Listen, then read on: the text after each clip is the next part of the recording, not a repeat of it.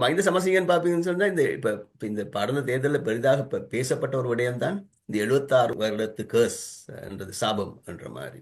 அந்த சாபத்துல மிக முக்கியமான உறுப்பினர்கள் ஒருவர் தான் மஹிந்த சமரசிங்க. என்று சொல்லி நீங்க ஏற்கனவே சுட்டிக்காட்டிய போல பல அரசாங்கங்களோடையும் பல அரசியல் தலைவரோடையும் மிக நெருக்கமாக இணைந்து வேலை செய்தவர் தான் ரணில் விக்ரமசிங்க, சந்திரிகா குமாரதுங்க, பிறகு மஹிந்த ராஜபக்ச எல்லாரோடையும் மிக நெருக்கமாக வேலை செய்தவர். அவை அந்த 76 வருஷத்தினுடைய சாபத்தினுடைய மிக பிரதானமான ஒரு பங்கு. அவை நீங்க இந்த அரசாங்கத்தினுடைய அரசியல் ஸ்லோகன்ஸ், அரசியல் விடயங்களை பார்க்கின்ற போது உங்களுக்கு தெரியும், அவர்கள் அந்த 76 வருட சாபத்துக்கு எதிராக மிக தீவிரமாக செயல்பட்டிருக்க வேண்டும். அதனுடைய ஒரு அடிப்படையாக வந்த உடனேயே மஹிந்த சமரசிங்க திருப்பி அழைக்கப்பட்டிருக்க வேண்டும்.